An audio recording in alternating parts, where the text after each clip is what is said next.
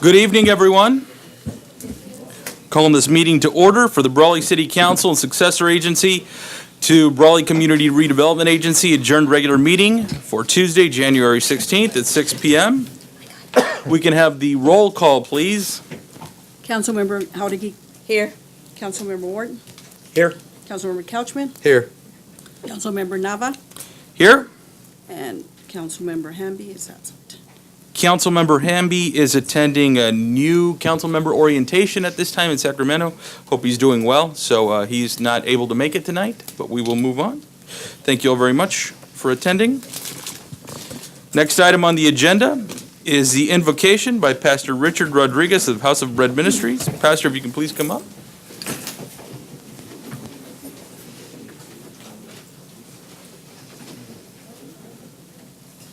Father in heaven, we just thank you, Lord God, for your love, your grace, your mercy, Lord God.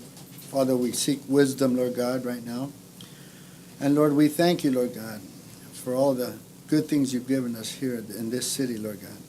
We ask for your blessing. We ask for your wisdom and guidance. In Jesus' name, amen. Amen. Mr. Lloyd Miller, would you lead us in the pledge, please? Yes, sir. Ready? Begin. I pledge allegiance to the flag of the United States of America and to the republic for which it stands, one nation, under God, indivisible, with liberty and justice for all. Thank you very much. Thank you, Pastor, and thank you, Mr. Lloyd Miller. Next item is the approval of the agenda. Is there a motion to approve the agenda as written? So moved. Second. There's a motion and a second. Any discussion? All those in favor, please say aye. Aye. Any opposed? Any abstentions? Motion carries. Thank you. Next item on the agenda is item 2, is public appearances and comments not to exceed 4 minutes. This is a time for the public to address the council on any item not appearing on the agenda that is within the subject matter jurisdiction of the city council. The mayor will recognize you, and when you come to the microphone, please state your name for the record. You are not allowed to make personal attacks on individuals or make comments which are slanderous or which may invade an individual's personal privacy. Please direct your questions and comments to the city council. Is there anybody who would like to make a public comment at this time? There is. Please come up.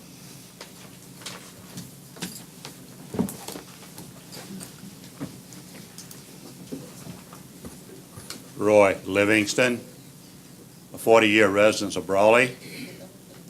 Council members, I've come before you before on the Main Street striping.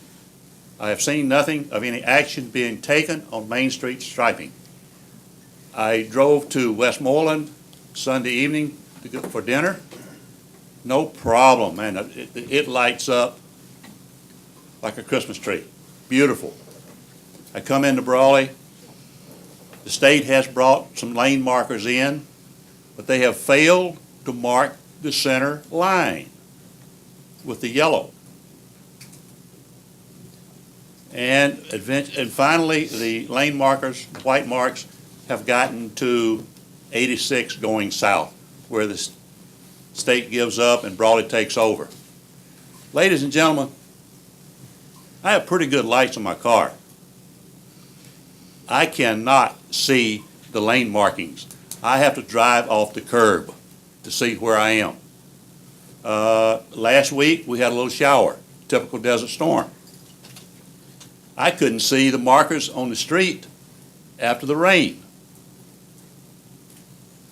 So, with that said, and also the ends of these cement dividers in the middle of the street, there are no reflectors on the end of those cement dividers.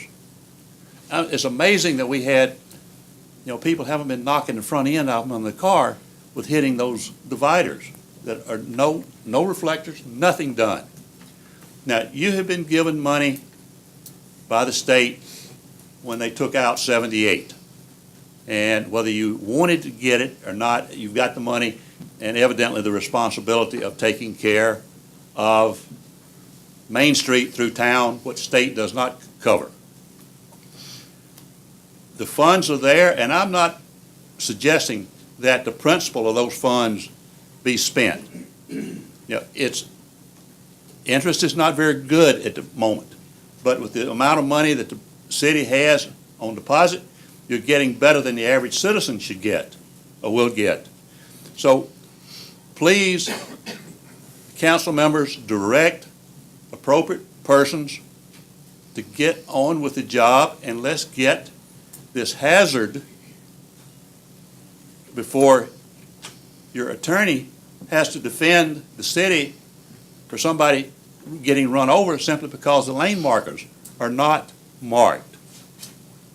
This is the worst I have ever seen it in 40 years. Need some reflectors, and you need the white paint. People coming into town who don't live here, it's a representative of the city, which doesn't show very well. So you, as a city council, are in a position, and you drive the streets, and you drive the same streets I do, you see what I see. It's time that we get some reflectors and paint on Main Street before we have a serious accident. Thank you for your time. Thank you, Mr. Livingston. Is there anyone else who would like to make a public appearance or has a comment for the city council? No other public comment? All right. Well, the next item on the agenda is 2A. It's introduction of water treatment plant operator Roberto Orozco by Public Works Director Guillermo Cias and maintenance worker David Villalobos by Finance Director Ruby Walla on behalf of Parks and Recreation Director. So if they can please come up.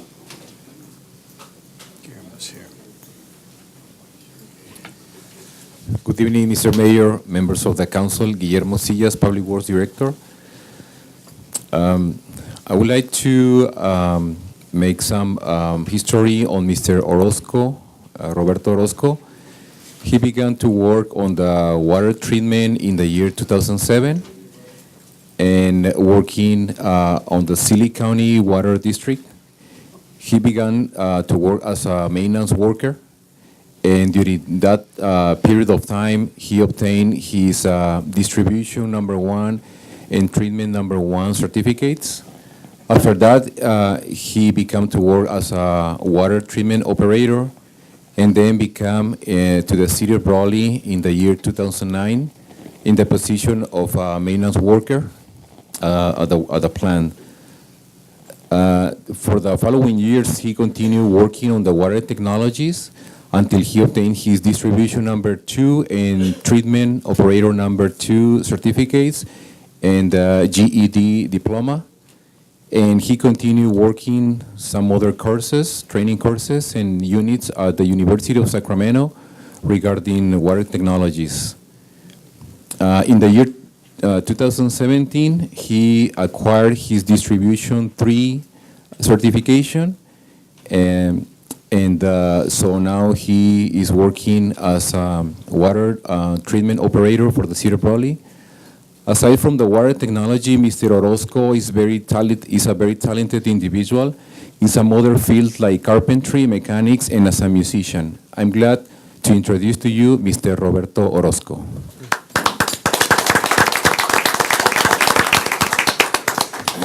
Good evening. Thank you, everybody. I just want to say thank you for this opportunity, and I'm happy to work for the city of Raleigh. And I would like to be here for many years more. So I will do my best. Thank you. Thank you, Mr. Orozco. Congratulations to you.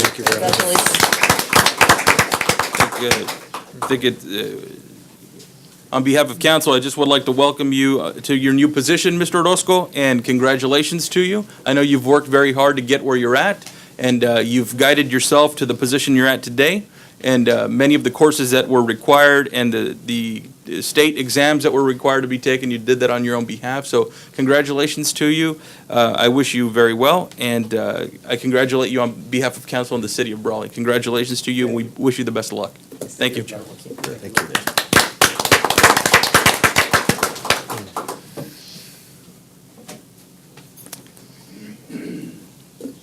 Next is our finance director, Ruby Walla. She will be making an introduction as well. Yes, good evening, Mayor, Council members. Ruby Walla, Finance Director. This evening, I have the pleasure of introducing David Villalobos after acquiring a permanent position with the city of Brawley in our Parks and our Parks Department. Mr. Villalobos was born in Mexico, brought to the United States when he was 9 years old. He's the oldest of 4 siblings. He had lived in Brawley from 1980 to about 2002, ventured off to Phoenix, Arizona, where he worked in television for 12 years, and then aspired and came back to the city of Brawley, where he acquired and he applied for a temporary position with the city of Brawley, trying to get into the workforce here in Brawley. He acquired the temporary position during our cattle call season and retained that temporary position. Recently, we had a vacated permanent slot open up at the Parks and Recreation Department in December. He was a successful applicant on an eligibility list that we had already established, and he was offered and appointed that permanent position. So I would like to introduce to you David Villalobos.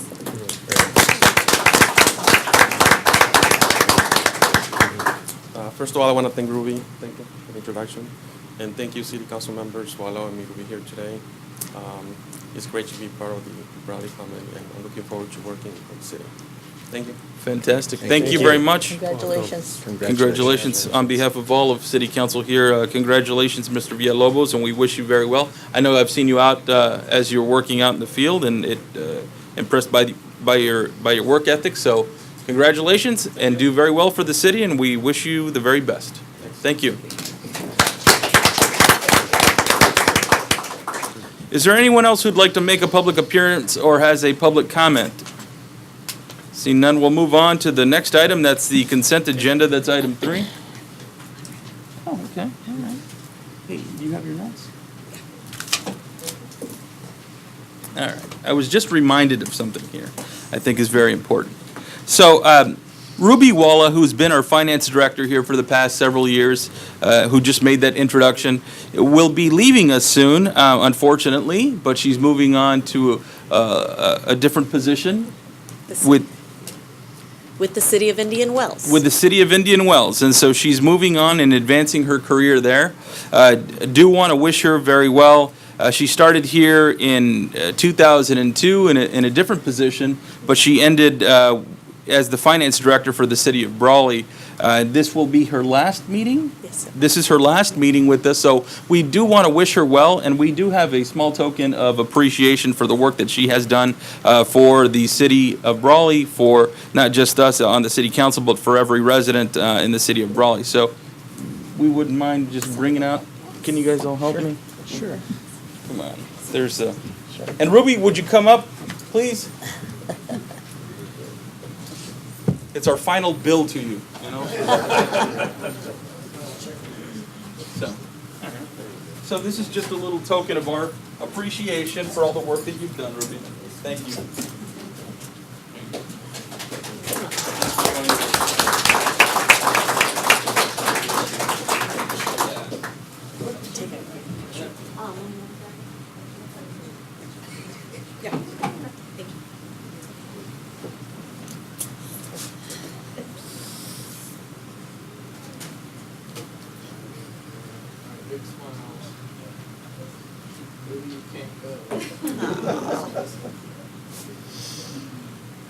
Thank you. And congratulations, Ruby, on your new adventure. Yeah, of course, absolutely. And I think the rest of the council would like to see you. Besides, you can't leave, you know? I would like to say that. Right? I think that's going to happen.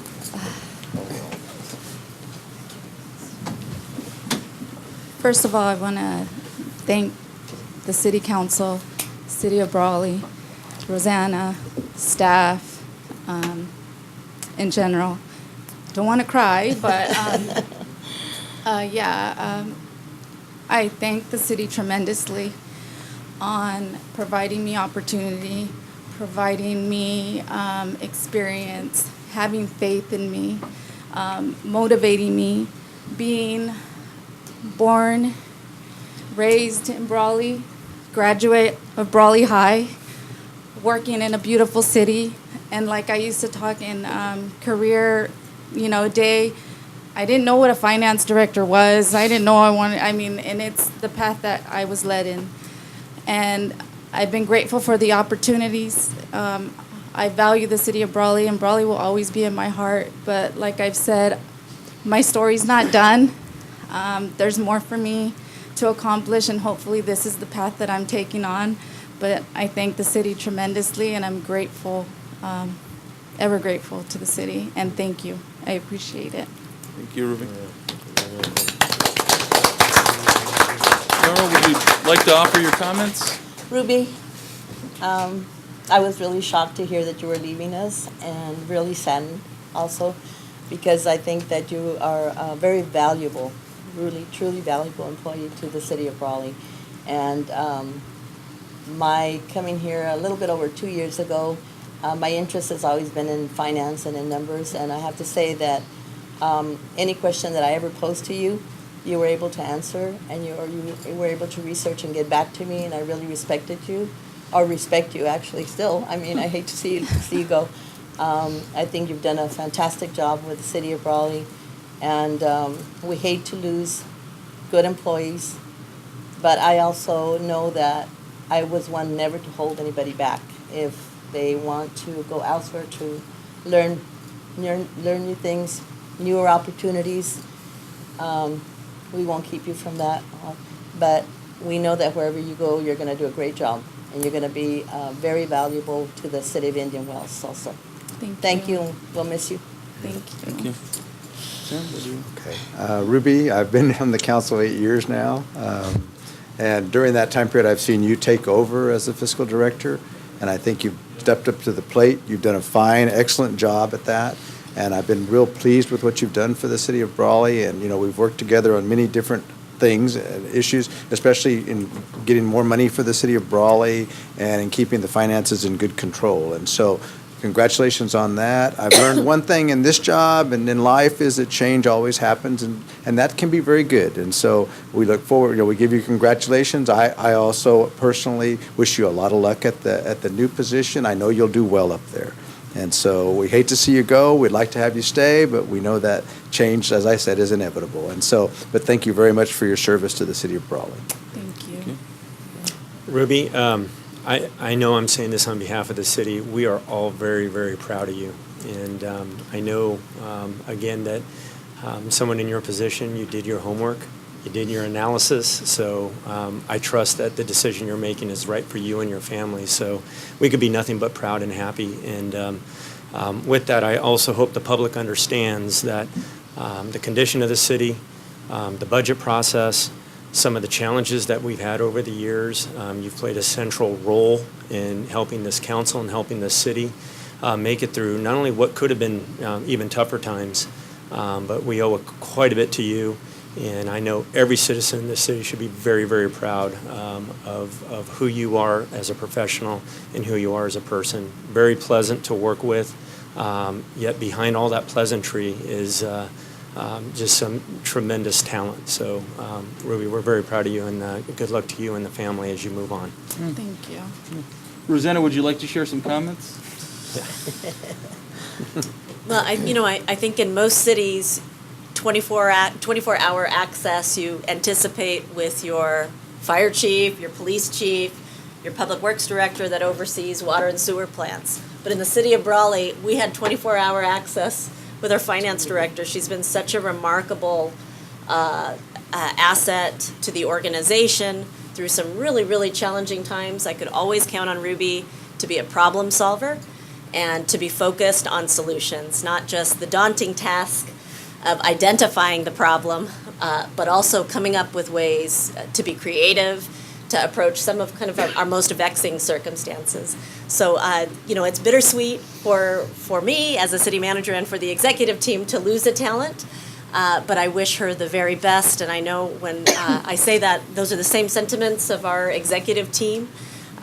We wish you great success and know you can do anything that you set your sights on to accomplish. So we wish you well in all of your pursuits and hope you keep Brawley in your heart. And remember, we're here to support you in spirit and all that you do.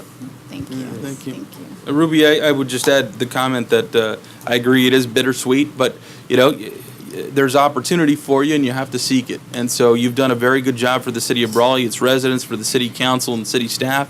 I'm proud of that and I'm happy for you. I'm very proud of the work that you've done for us.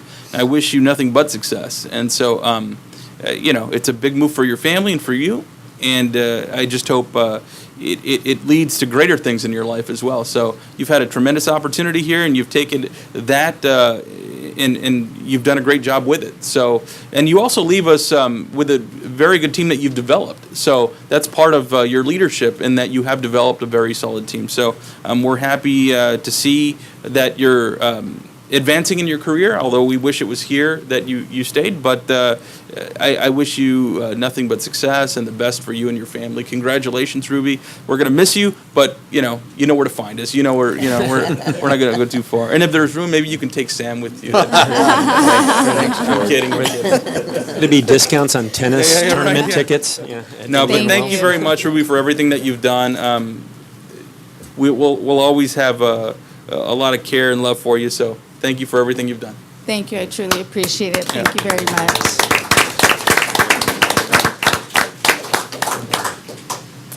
All right, everyone. Well, we'll go back to the agenda, and I believe I was on the consent agenda. Item 3, consent agenda.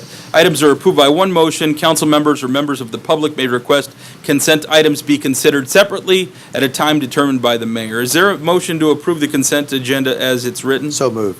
I'll second. There's a motion to approve. There is a second.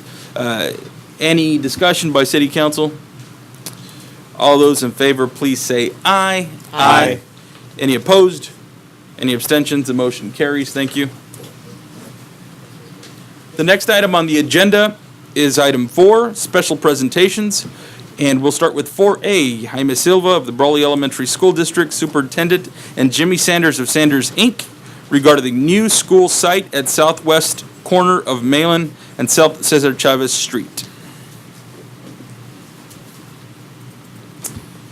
Good evening, City Council members. Thank you for inviting us to present some information about a project that we're very excited that we're working on, and this is first of all, Jaime Silva, Superintendent of Brawley Elementary School District, a project that we're working on currently to make it come to fruition, and that is a project to build a middle school for Brawley, for the children of the Brawley Elementary School District.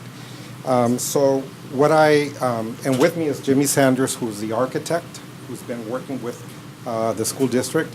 I want you to know that I've been with the district now for 1.5 years, and since from the get-go, I've been very involved in planning for this. Obviously, with the passage of approval of Measure M, that brought us closer to the realization that we're going to make this school a reality for the community of Brawley.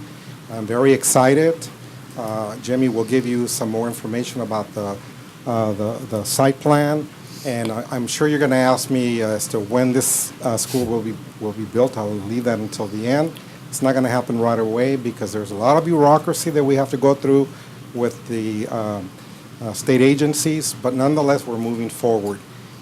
So I just put together a presentation just to give you a perspective and to give you the context as to why we, the Brawley Elementary School District, we need to build another school because our schools are highly impacted. So do I go with air up? No? This? Maybe down. There we go. Yeah. Oh, there we go. Okay, that was pretty easy. Okay, so then I just wanted to show you real quickly here our enrollment counts since 2013. As you can see, back in 2013, our enrollment was at 3,867 students. We've grown 135 students in the last 5 years. That is not an exponential growth, but it's been a steady growth. Mm-hmm. So we're looking at about 30 students every year that we've grown. Mm-hmm. Now, last year, in December, we were at 4,035. We're a little lower this last December at 4,002. But nonetheless, this 4,000 enrollment really, it was the first time last year that Brawley Elementary reached reached an enrollment of 4,000 students. And so students come and go on a daily basis, but so we're hoping that, we can continue to grow. But with that, of course, comes challenges. This is the enrollment for each of our school sites. As you'll see there, Hidalgo is the smallest of the schools, 602 students. Oakley, 821. Myron D. Witter, 837. Barbara Worth, 921 students. And Phil Swing with 821 students for a total of 4,002 students. So relatively speaking, they're large schools with the exception of Hidalgo. And the reason why is because that school can't grow anymore. And I'll show you in a minute those numbers. So let's start with Hidalgo with an enrollment of 602 students. So our board has been very proactive in terms of looking at, well, what can we do, knowing that this school won't be built overnight. So then we've done some things. For example, at that school, we added 3 new modulars or relocatables to meet the growing, the growing enrollment at that school. We don't have any more room at that school site, so that's a challenge for that particular school. Phil Swing is at 821 students. No rooms available. We did add another modular for a special education class this past summer. We could add 2 to 3 more relocatables, so there's that possibility. It's expensive to do that. You would one relocatable, and Jimmy can correct me, but it's between $150,000 to $200,000. Super expensive, and it's just the way it is. But if push came to shove, we could add 2 to 3 more relocatables to that school site. And that's what a relocatable looks like. Barbara Worth, this school is super impacted at 921 students. We could add, we converted a computer lab into a classroom in this year. We also, our classroom in the gym will be relocated to, we have an old cardio room, which we don't use anymore because we have the new cardiovascular, or the cardio room, I'm sorry, the cardio exercise room in the gym. We could add 3 more trailers for relocatables behind the diner, and another one next to the old cardio room and the diner.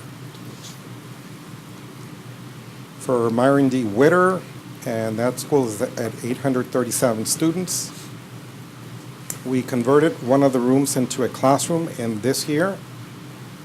In room 18, we also converted it into a classroom. We could potentially add 3 more trailers if need be in that area where we have those the little arrows. And then Oakley is really the only school. We have 3 empty classrooms available and ready to be used if need be. And so when I'm looking at all of this, I know it sounds like, wow, we are bursting at the seams. So we have 3 available classrooms at this particular school site. Potentially, we could add 10 more relocatables. And so we could do other things with transitional kindergarten and kindergarten, but I don't want to get into that because I know that our community values full-day kindergarten and transitional kindergarten. That means that we give those students more instructional time than is required by the state, and parents seem to like that, and we feel it's a benefit for the students to get extended learning time. But if we had a bind and we couldn't, if for whatever reason we weren't able to add more portables, we could look at the possibility of instituting or actually having half-day kindergarten and half-day transitional kindergarten classes. That would be, in my recommendation to the governing board of the Brawley Elementary School District, would be one of the last options, because I think that the parents in this community feel very strongly about having that full-day experience in kinder and transitional kindergarten, and I firmly believe that it's a benefit to the students. Now, so with that, what I wanted to tell you is that let's say that today we were ready to open up that new school. So what we're planning to do is that new school will be a 6th, 7th, and 8th grade school. The plan is to make Barbara Worth also a 6th, 7th, and 8th grade, so 2 middle schools. So just so that you can see what I'm talking about. So let's just say that we were going to do this, we were going to make that transition this year. Barbara Worth has 921 students. If we were to take all the 6th graders, 404 students, so that would make Barbara Worth, it would have 1,325 students. But if we have both of the schools, divide that by 2, it would be at 662. Very doable, pretty good sized middle schools. Hence, this is the reason why we are really working hard to get this new school approved. It hasn't been approved by the state yet. We're working on it, and Jimmy can give you a description of where we are with that. What that means is that if we were to do that, that would free up 14 classrooms in our elementary schools, and that's a good thing. So that's about close to 300 kids that we could house. So the challenge is that we're not ready to open up that new school. So at this point, I'm going to have Jimmy come up and show you the site plan, and if you have any questions, he and I can answer your questions. I know you have a presentation from Jimmy. So Jimmy Sanders from Sanders Incorporated.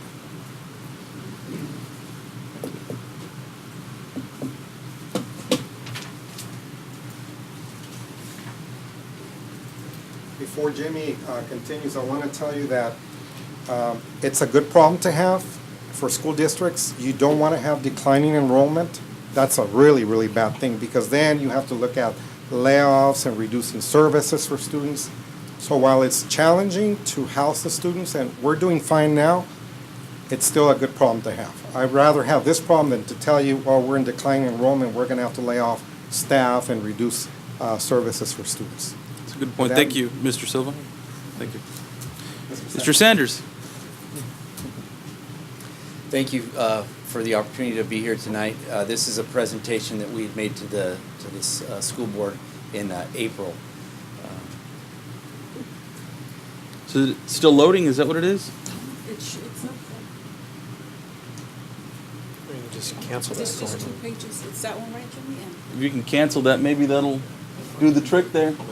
Thank you, Gordon. Here comes Gordon. He's going to solve all the problems here. There we go. Big round of applause for Gordon, everybody. The only one applauding. It might come back. Yeah, right. Technology is a funny thing. To advance the up arrow. Click Use on the the mouse, mouse. Jimmy, and it'll, yeah. Okay.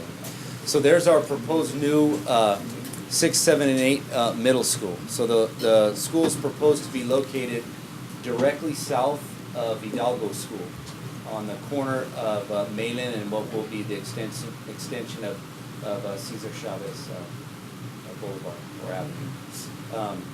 It's proposed to have 30 classrooms, and some of the site features include a student park drop-off zone, loading and unloading zone, a bus loading and unloading zone, separate public parking lots, faculty parking lots, and then on the south end of the project is where we have our proposed gymnasium and multi-purpose building, and so we have ample public parking for events.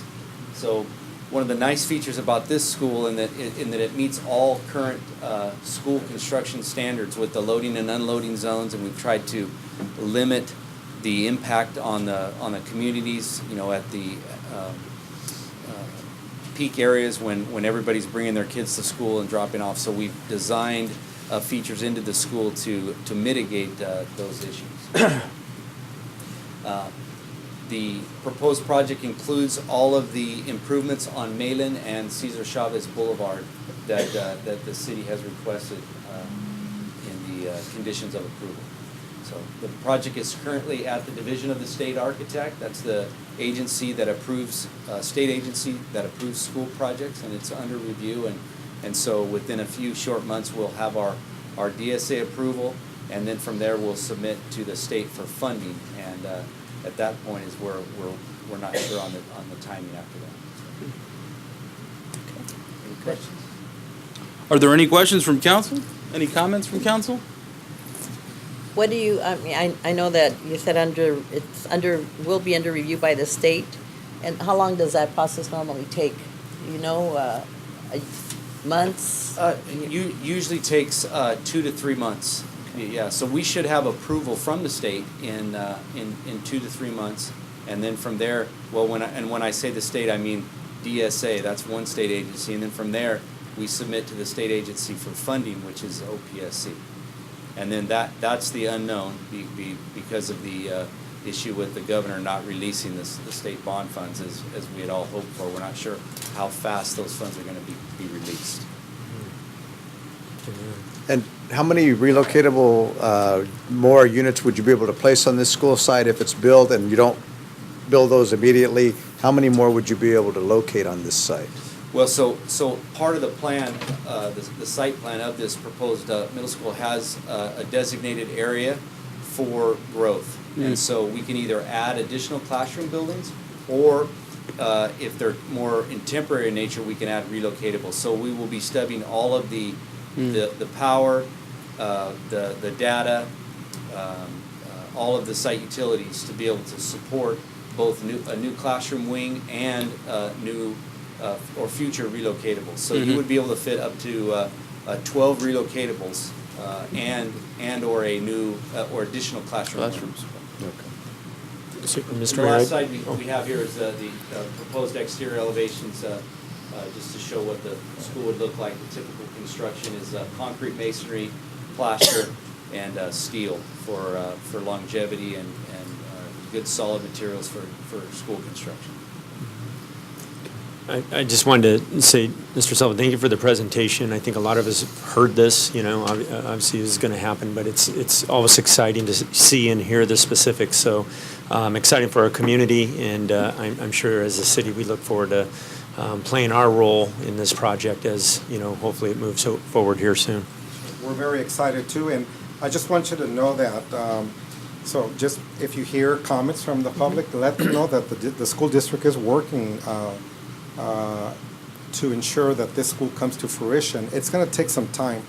I'm thinking, but I'm no expert, Jimmy knows more about this than I do, but between 3 to 5 years. Okay. And the reason why is because of the way the state funds schools. But what we want to do, this is why there was this urgent matter to get the plans approved by the Division of the State Architect, is then to submit once we get those plans approved, is to get in line for funding. Because if you're not in line and all those state bonds run out, you're out of luck. So we want to get in line sooner than later. And at that point, it's really out of our control. So that's why we're saying that it's going to take that long. Not because the district is dragging its feet, it's just because the process is that long, and it's just the way it is. But we continue to work with Mr. Sanders. He comes to our board meetings on a regular basis, and so we're very excited, and I think this new school will also bring lots of pride and will service generation of students to come for this wonderful community of Brawley. Mr. Silva, Mr. Sanders, thank you very much for your presentation.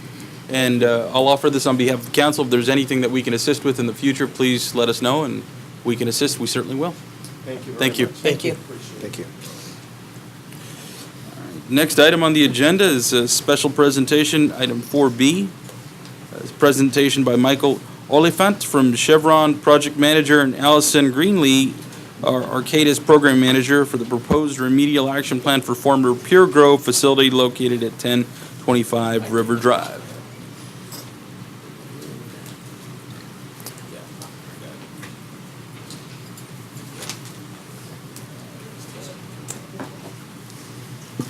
Good evening, ladies and gentlemen of the City of Brawley Council members. I'm Mike Oliphant, Project Manager for the former Puregrow site here in Brawley, and just wanted to let you know that this site is a high priority for Chevron, and we will continue to move forward with it. We have retained the services of our Cadis, one of our A-rated primary suppliers, to address the environmental concerns. So I'd like to introduce Ms. Allison Greenlee of our Cadis. Thank you, Mike. And thank you for the council for allowing us to be here tonight to present on this topic, and to Ms. Moore for assisting us with that. So hopefully everyone can hear me okay. We're here tonight to present to you on the proposed remedial action for the former Puregrow facility that is located on River Drive.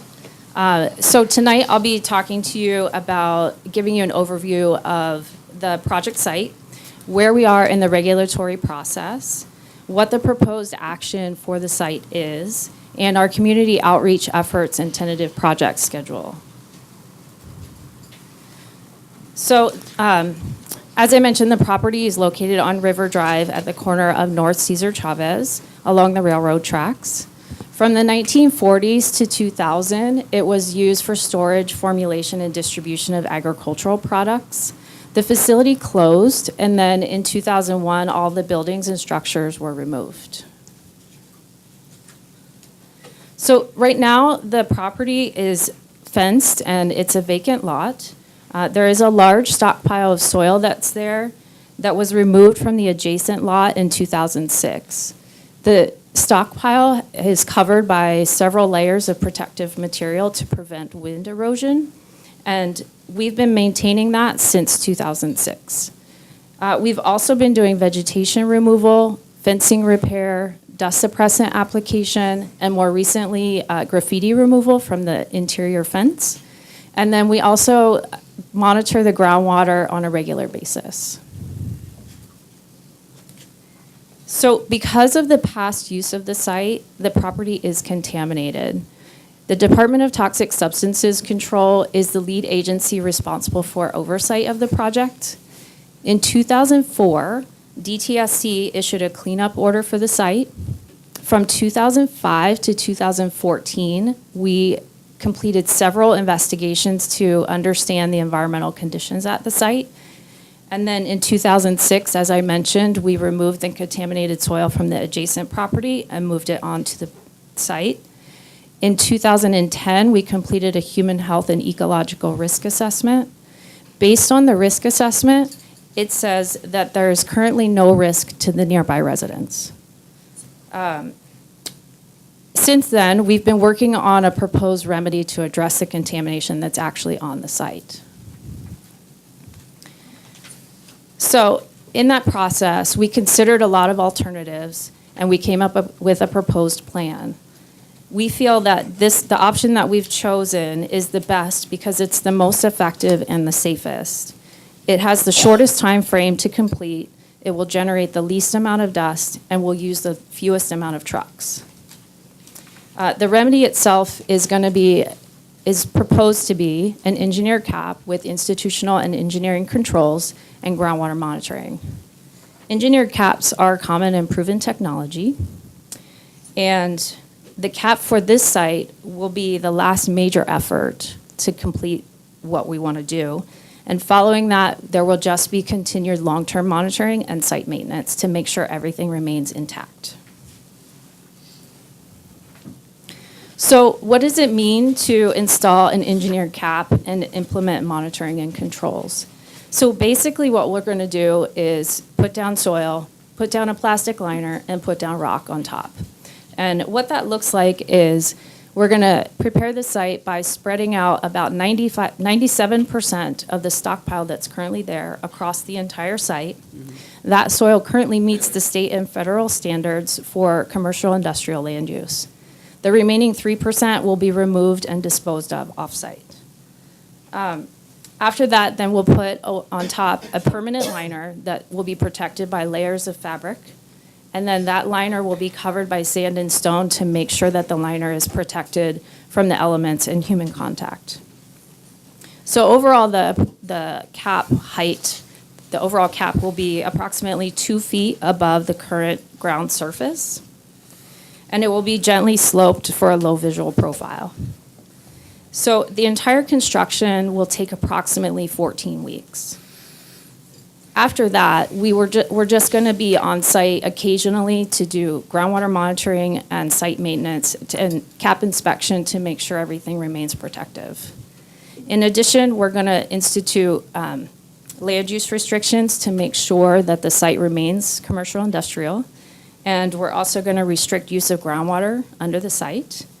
And just to be clear, the groundwater that is there is not currently being used for any purposes, not drinking water, not agricultural, anything. During construction, worker and public safety are of the utmost importance to us.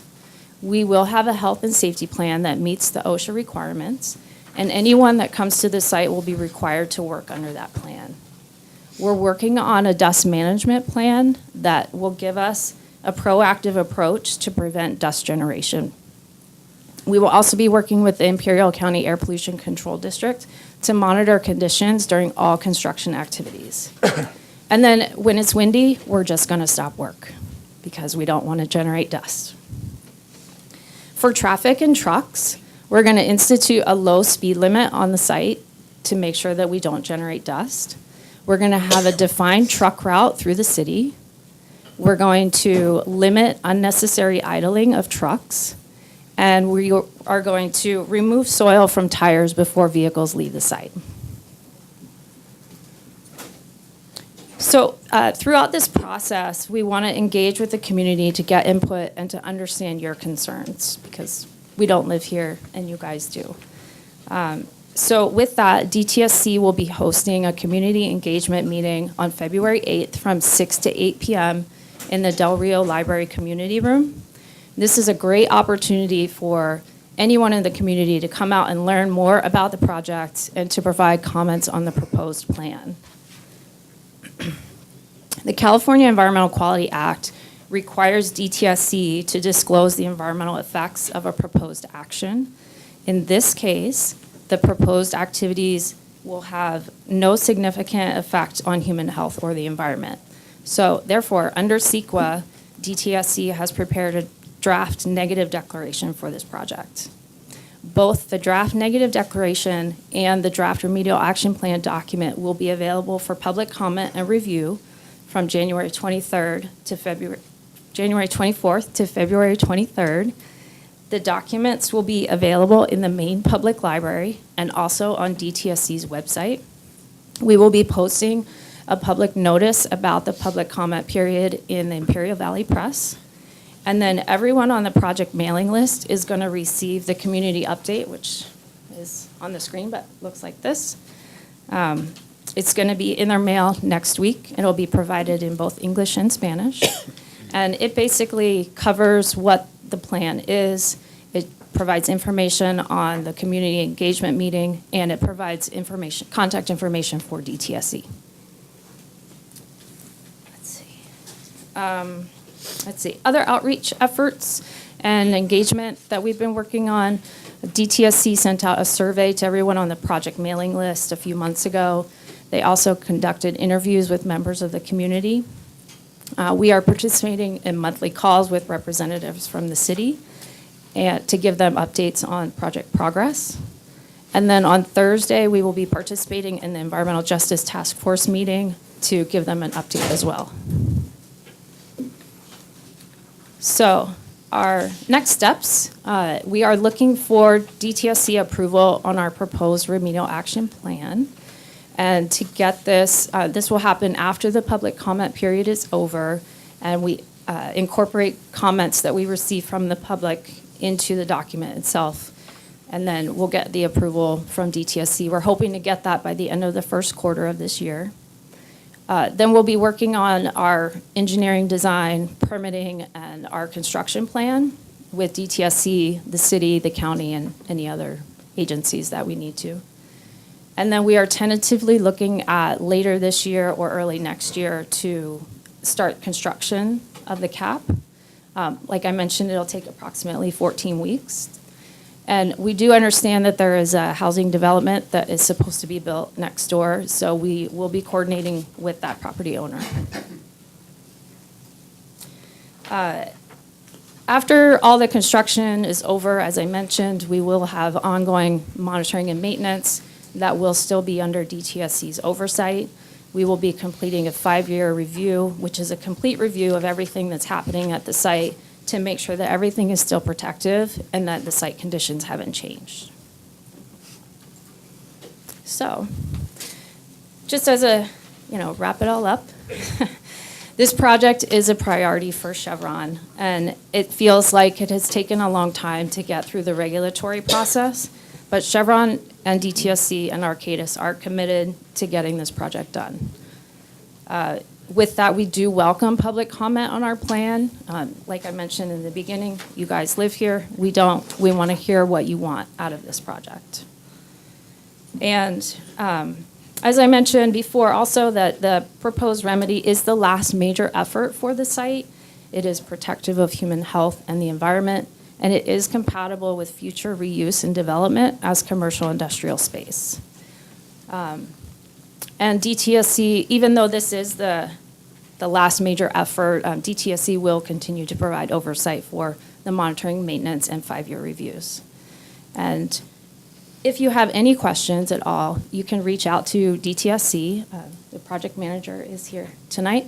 And you can also attend, we encourage people to attend the community engagement meeting in February. So, thank you. Thank you. Questions from council? Questions from the public? They'd like to come up, or you had a question, I'm sorry? I have a question. Yes. Just so that we get the information out there effectively, I think Ivy Press is fine and they have a good circulation, but I think you need to look at a couple of other things Okay. locally. Maybe Mr. Miller and the Desert Review, Okay. and maybe some other areas that we can put it out, maybe as a flash to people, or we can put some things out in maybe utility bills, and we can do a couple of other things in the timeframes maybe that we have. We may not be able to do it with utility bills, but some other things that the city can do, maybe post more on the website, maybe get some more email traffic going, because I think it's really difficult to get people here in the city to attend these types of meetings, but I think later on it's going to be important because they're going to start to have a lot of questions. Right. And then they generally will ask us, and we can help them with that. But if they're informed in advance, a lot of times they don't get nervous about these kind of things. And Sure. so that's always very, very important. So. Okay, thank you. Greenlee, I have a question for you before we hear from the public. With respect to the lifespan of the proposed improvement, what is the lifespan that this? It is intended to last into perpetuity. Okay. And so it will be monitored in perpetuity as well? Yes. Okay. And I guess another question that I might have is, it talks about industrial and commercial, so the site is safe for commercial and industrial development after you complete your work, or that work is completed by whoever's going to do that, but not for residential or anything of that nature within the city. That is I'm correct. assuming. That's why we will put a deed restriction on it so that it will always remain commercial industrial space. Okay. Mayor Nava, if I just might make a quick couple comments that might be of interest to our community members. DTSC, Chevron, and Cadis have actively engaged with the city to find out how they can get information out to residents. So we have encouraged, and they've agreed to provide content in English and Spanish, not only in the notifications, but also in the community meeting that is held. There'll be simultaneous translation offered, and there will be a focus on making the engineering content as accessible as possible to the public.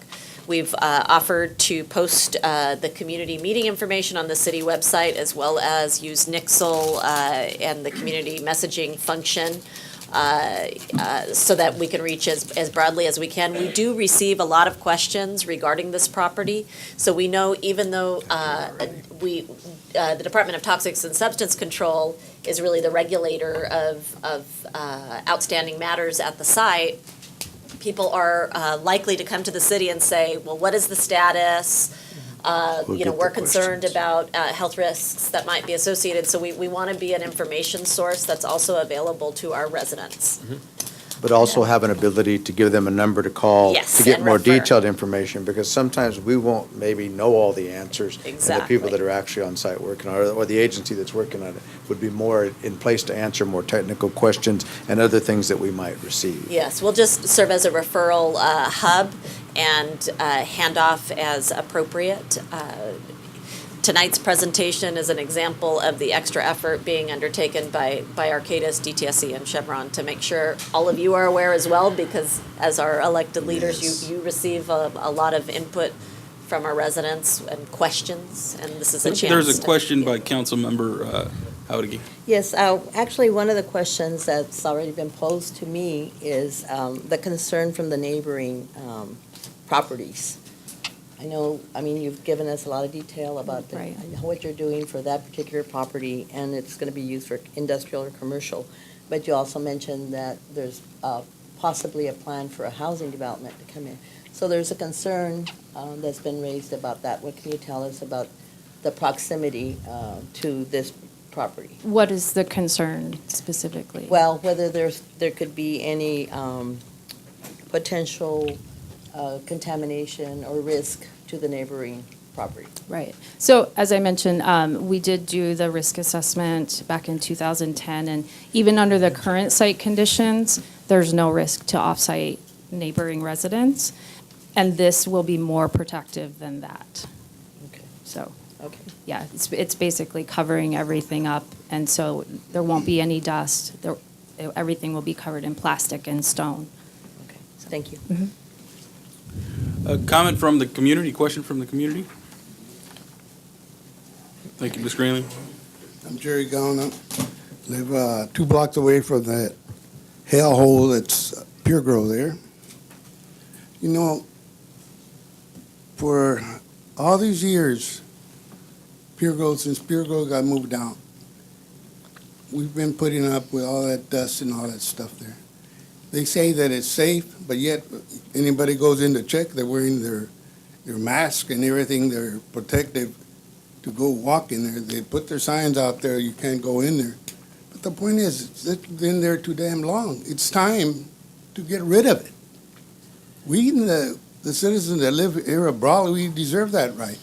We don't need that there. We've had it there too long. And change has got to come. You know, you got this housing project that's going to be going there, and they're going to put up a wall to protect it from the dust that comes off of that hill, those mountains that they have there.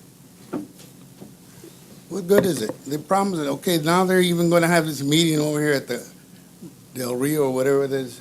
Hey, do it where it's at. The ACC's there. It's available for the people. They want to come and talk, and we can get the people to go there to show up. I can guarantee you, they can walk the streets and they'll all be there. But they're not going to go out there. This affects the people that live in that area, and we should be heard. Thank you. Thank you, Mr. Gaona. Ms. Greenlee, a question for you, and that brought up a question in my mind. With respect to, obviously the remediation program that you have in mind, is there any consideration for removal of the dirt that's there currently? We did look at that as an alternative, and it would be more difficult to implement. It would create, I think it's 3 times as long as what we're looking at right now to implement the cap.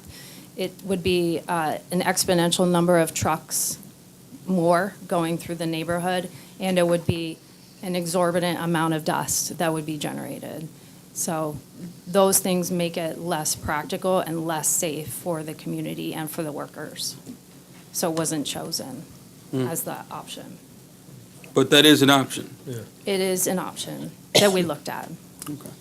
Ms. Greenlee, and you might know this, maybe on a little more of a kind of a global look at this, but I take it this remediation or this solution has been obviously implemented in other jurisdictions, similar sites within similar cities as ours. Are there some existing examples of the finished product and with some years behind it? Yes, I even just in the city of Brawley, I believe down by the Walmart in the it would be the westerly extension of Wildcat, west of Highway 86. A portion of a site is beneath the roadway, in the city right-of-way. And there's continued monitoring, and the same protocols are being followed.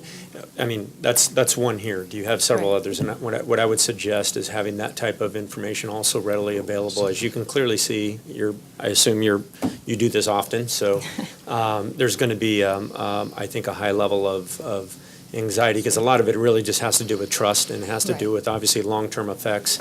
Most of us, when we hear there aren't any long-term health effects, really when it comes down to it, usually the answer to that is no one knows, and so I think it'd be really important if we can bring some good data on that from pre-existing sites that have some history, 10 years, 20 years, whatever the case may be, and at the very least, that can illustrate that this is a very viable and healthy solution to what is the existing problem. Sure. Thank you for that feedback. We will prepare that information and have it available for the meeting.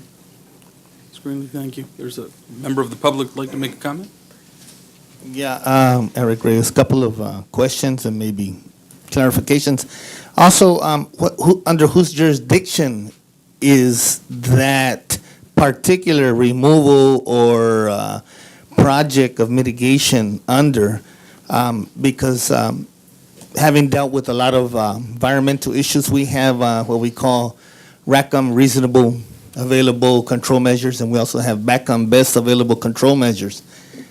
For Chevron, which is a multi-billion-dollar corporation, and they said it's a priority for them, I would think that they would want to invest in a low-income community that's been underserved for years, which has a history of facing environmental injustice issues, that they would want to do BACM at the minimum. Is that within, and whose jurisdiction is this?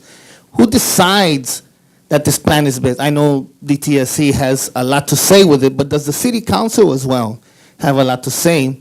And as Jerry said, this is a final, as I heard correctly, this is a final mitigation issue. Who's to say 20, 30, 40 years, you only monitor it every so often. Chevron moves on to other bigger, greater things, right? Billions of dollars later, do they care about Brawley? Those are issues we all need to have answered for us before you as the city council. Does the city council, I guess, have any say in this? I would like to ask first. There isn't an action to be taken by the city council to approve the plan. The city can submit comments during the public comment period, just as any other entity could. And if DTSC would like to perhaps come forward and answer any further questions about the approval process, I think that might be helpful. Okay, first. Good evening. Good evening. My name is Maya Akula. I'm with the Department of Toxic Substances Control. I'm with the Community Outreach Public Participation Unit. So to respond to the question is, everybody in the city has the opportunity to comment. So you have just as much as anybody else. And DTSC would look at those comments. They will see if it is appropriate. They will incorporate that into our proposed implementation plan. Okay, and all this will be mentioned in the community update, which is coming out next week. The public comment period, it starts on February 24th, am I correct? January, I'm in February, and it ends February. So please come to our meeting. Everyone is invited. There will be detailed explanation. We will have our technical team. We will have our toxicologist who will be able to explain the risk assessment, and the technical team will be able to respond to any questions you may have. Mayor Nava, may I ask one follow-up question? Yes, of course. Maya, could you kindly comment on the question raised by Mr. Reyes as it pertains to best available measures available? What is the standard that DTSC applies to the remediation? And that would be a technical question, and I'm not a technical person. I'm community outreach. So we will have our people at this meeting on February 8th, so we would like to invite you. It will be almost like open house. where you can go individually to each table and ask as many questions as you want. We will also have a court reporter, so that person will be taking all the comments, and we will respond to them in writing. While you're there also, just one more question, just for Sure. clarification for the public too, that DTSC is still managed as, it's a state agency? It's a state Yeah. agency, yes. Whereas I know multiple counties have taken on some of the roles of Coupa, not DTSC, but some of the roles that we're talking about. But in this case, are sites like this always handled by DTSC throughout the state of California? Hazardous substances, Okay. yes. And DTSC will make the final decision on whatever plan's implemented. That's right. We will oversee it, and there was a previous question, like what happens, Chevron will go. There's going to be a 5-year review, and that is with DTSC oversight. And once they have the land use covenant in place, they cannot change it until they come back to use DTSC and they let us know they're going to change the remedy, and we'll have to go through the same process we are going through now. Any further questions? Any other questions here? Well, I'm just, for clarification, so the plan that has been submitted still needs to be approved by DTSC before they move forward. That's right. So that's the purpose of the comment period and all. That's So right. so we need to encourage anyone that That's right. has any concerns to make sure that they attend this meeting. Yeah. Okay. So can I have a community update? So this is what everybody is going to receive. Okay. We have a mailing list, and we are also going to send it to the city manager to post it in the website. This clearly explains the public comment period, when it starts, where it ends, whom to submit the comments, how many days it is, and then once we get the comments, what's going to happen. DTSC cannot approve any plans until we hear from the community. So please, everyone is invited to our meeting. Very well. Okay. Thank you. Thank you. Thank you. Mr. Reyes, would you like to? final Yeah, comment? that's the first part. Second part is, they stated that the alternative of permanently removing was not conducive to what they wanted to do for our community, for different reasons. We have not seen that presentation. We were not there privy to that information that told us why they don't want to make that decision to permanently remove that 97%. They're going to remove 3%, if I'm correct, and leave 97%, which meets state standards. As we know, standards are moved up and down, and sometimes they found later that those standards were wrong and people are impacted. Why can't we see that presentation as well as a public, so we can have a better informed decision, how they came to decide? Chevron, again, a multi-billion-dollar corporation that has the best interests of the community priority, they said, why can't we see that presentation as to why they decided on this course of action versus what we would all like to see, a permanent removal of a toxic and potentially dangerous portion of our community with a brand-new 132 house development coming right next to it, which have not previously been there. So I like that answer also. And I encourage the city of Brawley, you also officially can make recommendations to that comment period as well, that you would hope to, that I would hope as a resident of Brawley, that you guys would decide you want the best available control measures. You want to know why a permanent solution is not being taken care of, removing that, and that's up to you guys. But I'm sure that's within your realm of powers to do within the fact that this is an open comment period for all of the public. Thank you. Thank you, Mr. Reyes. Thank you. Sir, there is another member of the public who'd like to make a comment? Yes, hi, members of the board. Humberto Lugo. I just want to talk a little bit about the history about the location there. I know Mr. Perez and other individuals here. The homes right adjacent across the street from this facility were built under the wastewater treatment ponds from Puregrow facility back in the 80s.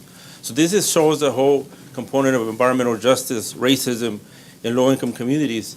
And what I'm trying to make the connection is that it continues to be that the community is not informed, the message is not out there clearly, the governmental agencies like DTSC is still not doing their job that they're supposed to protect public health. I've been talking to DTSC, and they have mentioned the remediation process or the removal. So there's two things happening. It's waiting on public comments. But if either one is still bad for our community. Because if we remove it, then you transfer it to our communities, and then it becomes airborne, and how, they got to develop a plan, how they're going to move that to a different community also, or to our communities. And so the lot adjacent to where they want to build new homes in the future, I've seen the Enviro store report. There's information there that site is contaminated as well. The site off-site is contaminated.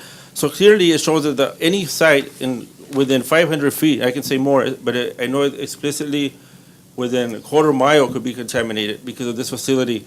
I've heard from Mr. Perez a long time ago when I was a kid. He told me about stories about explosions at that facility.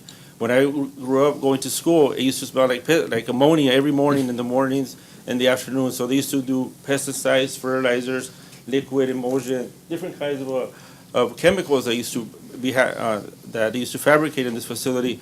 And I was looking at the presentation about public health and the environment and what has been done and what kind of studies have Cadis done, because in that community right adjacent to Puregrow, there's been a lot of cancer clusters. Maybe not a cluster, but a lot of cancers.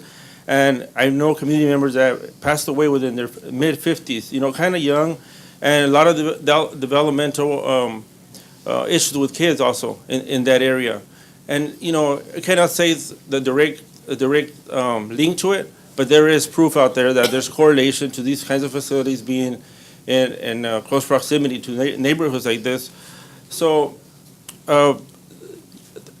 like my plan, my best thing would be to remove that place out of there, but then you also got to think about the impacts of the community. So I think that, it's a complicated subject, because talking to Dtsc on every week on calls with them about this facility, and it's not the only time, it's just that sometimes, it goes to the back of your mind because nobody's talking about it, but the site's always there. I drive through there every day. I see it. I'm reminded my parents live right across the street from it. So I'm constantly reminded of the facility, and I see them working on it, and I see that, it's been already since 2001, so they shut it down, and everything's still there. So I think as a community, as a city of Brawley, and community members, we need to come up with a plan, I think, that would satisfy the community members, because a lot of community members that live there also, I've talked to them, they don't want to come here because, it's like a waste of time or they're busy, right? So as a voice for some of the community, we show up and talk about this, but, we really don't want this, and we don't think it's fair that you build more, also new homes in a land that's, in a property that's contaminated as well, and to do future studies on it. And the groundwater is contaminated. You can look at Enviro Store, under Enviro Store Puregrow, and it gives you all the stuff, all the history of it, and all the contaminants that are in that site. So I just wanted to make that comment and that connection there. Thank you. Thank you, Mr. Lugo. Any other comments? Mayor Nava, I think it might be helpful if Ms. Greenlee might step up just for a moment to answer a couple questions relative to the ongoing monitoring. I know in prior discussions among the council and planning commission, concerns have come up relative to the development project being pursued by Mr. Goyal, and many questions have been raised as to whether or not the current conditions are being monitored and evaluated, and what information does the city have access to. The city does actually host a monitoring well on our abutting property to the north. So we are privy to the data associated with the monitoring efforts. And our regular reports that are here and available for any member of the public who wishes to access them indicate that the presence of certain elements is below the threshold. So that's what we're in receipt of. Allison is actually tasked with oversight of all of that monitoring, and so she can speak to greater detail as to the other monitoring wells that are set up and arranged to serve the site. That's correct. We do have, I believe it's 12 monitoring wells around the site, and as of right now, there are only a few right in the center of the site where we're seeing impacts that are above the regulatory thresholds. Anything else around that is below.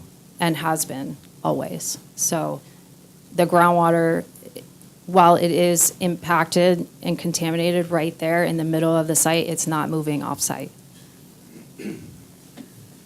We do groundwater monitoring. Right now, we're doing it annually, but in the past, we've done it more frequently. Is there any other comments from council? Any comments from the public? I guess just a couple of comments. I think we have another Mr. gentleman. Perez, I Why don't think we let would like Mr. to- Perez come up? Mr. Perez, come on up.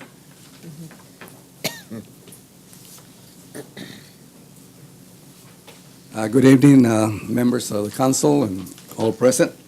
My name is Thomas Perez. I lived in that area since 1960. Well, since 59 when I got out of service. I grew up there with Puregrow, and I knew all the little things that were going on. Anyway, when they left, they built a big mound of dirt that was contaminated. And at that time, I spoke to the state people, and they told me that they were going to get rid of it. I'm still waiting. This was about, I don't know, 10 years ago, or I don't even remember how long it was, a long time. And they sent me letters. I wish I could have kept the letters so that I could see the names on it and tell you about it, that what they had promised. Excuse me. They say, we'll take care of it. We're going to get rid of that dirt, get it out of the neighborhood.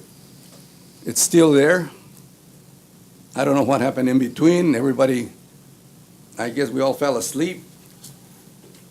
Chevron and state and everybody, and the wind blowing all that stuff around the neighborhood.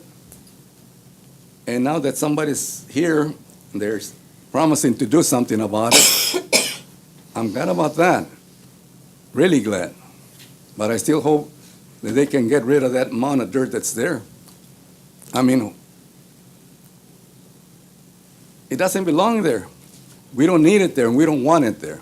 It's been a long time, and it's time to get rid of it.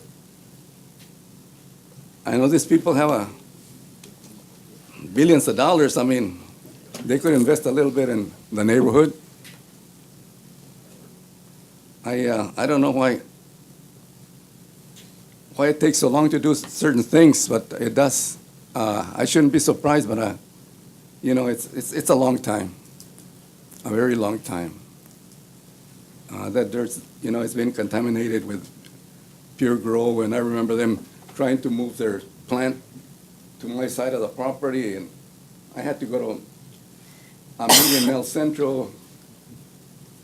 I think I was the only one there, and I think I was the only one that was there, and they didn't pass it. They didn't let them move, so I'm really glad they didn't. But I wish the city council would get more involved in it. I don't know how this business is carried on by the state and the people from Chevron. I wish somebody would do something and fix this problem.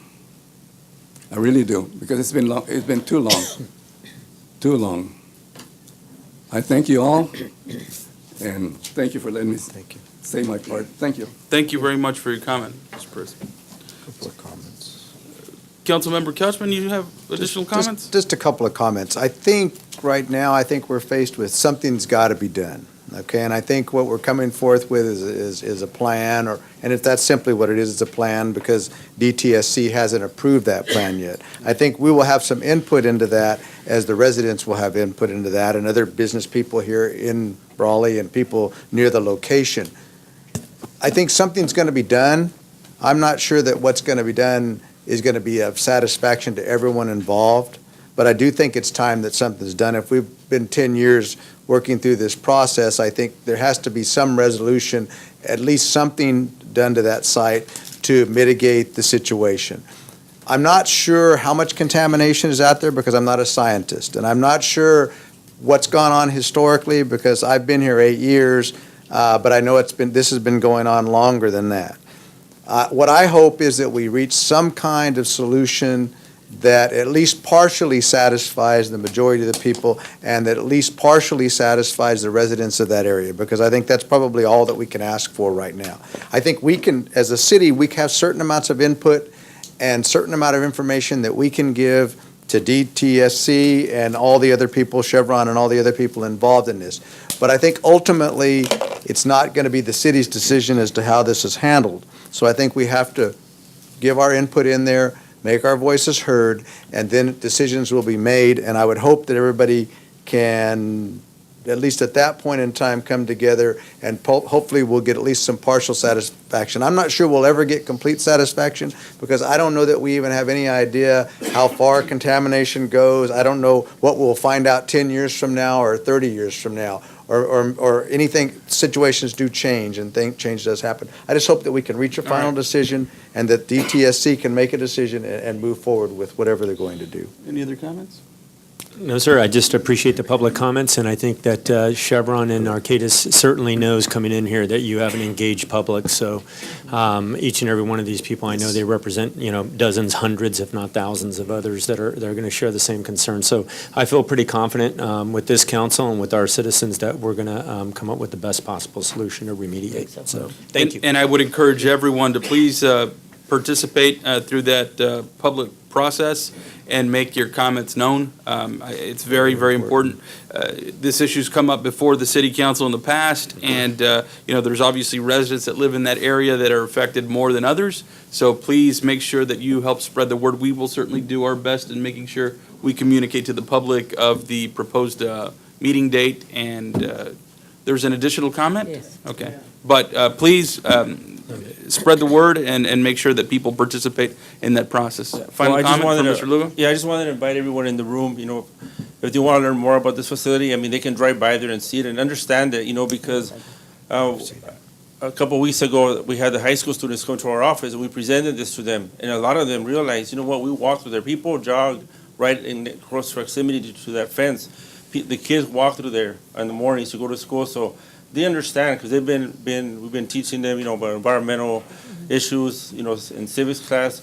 So they're engaged. And I also just wanted to invite everyone to the Comité Cívico on Thursday at 3 o'clock. That's when DTSC will be presenting on this as well.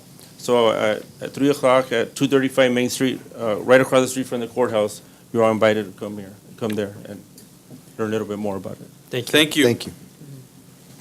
All right. No other comments? And we're going to move on to the next item on the agenda. Thank you all very much for your public comments. We appreciate them very much. Next item on the agenda is 5A, discussion potential action to approve formation to establish Community Facilities District, CFD 2017-01 for Rancho Porter specific plan area. Who's presenting that information?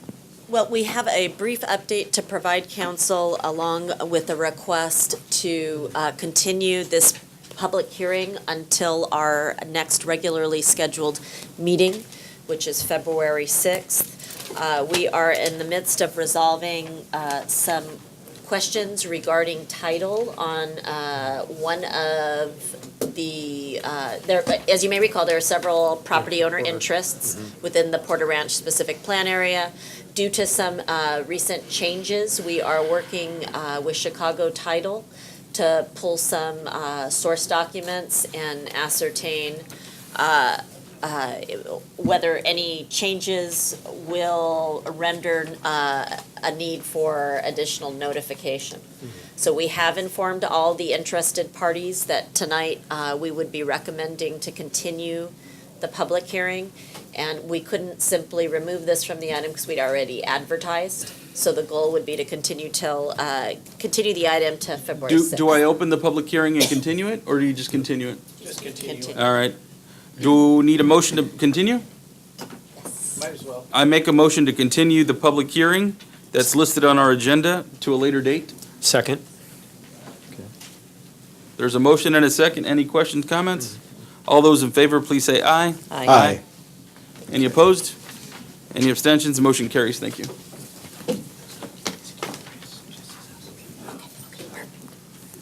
Lloyd, everything happened when you walked out. Everything happened when you walked out. So that eliminates. We the approved need the for entire 1, 2, agenda and in 3, one which motion. is clear. It's continued, so you'll hear it next So 1, 2, and meeting. 3, there's no need for those, right? Correct. They'll all come back So in their same form. we're going on to regular business now. 6A, discussion potential action to award contract to Pyramid Construction for bus shelter improvements. Project FTA grant number SA 6414007 and SA 64BC15-00236 in the amount not to exceed $1,255,000 and $6.70 and subject to Caltrans approval. Who's presenting that? Good evening, Mr. Mayor, members of the council. Guillermo Sillas, Public Works Director. All right. As you may recall, the city applied for this grant, a Federal Transit Administration grant, 2 grants about a year ago, and we hired the whole group to prepare the design and specification for this project. So the project was advertised last December 1st, last year, and we opened bids on January 4th with 3 participants that were in the lowest responsive bidder order, Pyramid Construction, PTM General Engineering, and Granite Construction Company. So as you can see, the lowest is a Pyramid. You have included on your report the little bit detailed composition of the funds, but the final number is in bold at the end of the table, which is $1,086,120, and the amount of the proposal of the lowest responsive bidder is $1,255,006.70. So we are asking to the council to award this contract to Pyramid Construction and Aggregates for the bus shelter improvements project, FDA grants that you mentioned. Is there any questions from council? Is there a motion to approve the item? So moved. There's a motion to approve. Is there a second? Second. There's a second. Any discussion by council? All those in favor, please say aye. Aye. Any opposed? Any abstentions? Motion carries. Thank you. Thank you. Glad it's finally getting started. Thank you. Next item on the agenda is discussion and potential action to adopt resolution number 2018- resolution of the City Council of the City of Brawley, California, amending the fiscal year 2017-2018 City of Brawley budget for the fire department in the amount of $88,965.61. I'll just take the liberty, the information's in the backup. This is a reimbursement item, and I'll make the motion to approve this item. Second. There's a motion and a second. Any discussion? All those in favor, please say aye. Aye. Any opposed? Motion it. carries. Got Thank it. you. I know you're disappointed. Thank you for I know all you're the work. disappointed. Thank you for all the Chuck. work, And Chuck. I'm glad you Maybe you're guys excited. made We it have- back safely, and thank We have a you. high level of confidence there. Thank you very much. Yes, we do. Next item on the agenda is regular business. 6C, discussion potential action, adopt resolution number 2018- resolution of the City Council of the City of Brawley, California, acting in its capacity as a successor agency for the Brawley Community Redevelopment Agency, approving the recognized obligation payment schedule for the period of July 1st, 2018 through June 30th, 2019, and approving certain related actions. Good evening, Mayor, council members. Ruby Walla, Finance Director. This is our annual ROPS submittal to the successor agency for 1819. It is due February 1st. So this is going before our successor agency, followed by the Oversight Board for approval for proper submittal by February 1st. Total enforceable obligations being submitted is for a total of $529,213, which is comprised of administering basically the debt of the redevelopment agency and the admin allowance with administering that debt. All right. Are there any questions? No? I'll make. Are there larger font sizes that could be used on that spreadsheet? Just, I Well, didn't know the if that attempt kind of was, critical. the state controls Yeah. the template, and as they update the template each year, they kind of confine what you can do to the spreadsheet. Smaller and So there's no smaller. way, so what we had to do is we did between me and Alma, did a summary sheet to kind of cut so you could have a I clearer can see view of that, what yeah. the submittal would look like. Thank you. I make the motion. to There's a approve motion to this. approve the item. Is there a second? I'll second. There's a second. All those in favor, please say aye. Aye. Any opposed? Any abstentions? The motion carries. Thank you. Thank you. Thank you, Ruby. Next item on the agenda is discussion staff direction regarding filling of the office of the city treasurer. Our city manager, did you want to lead this? Sure. The city attorney and I worked on preparing this particular item with our finance director's resignation.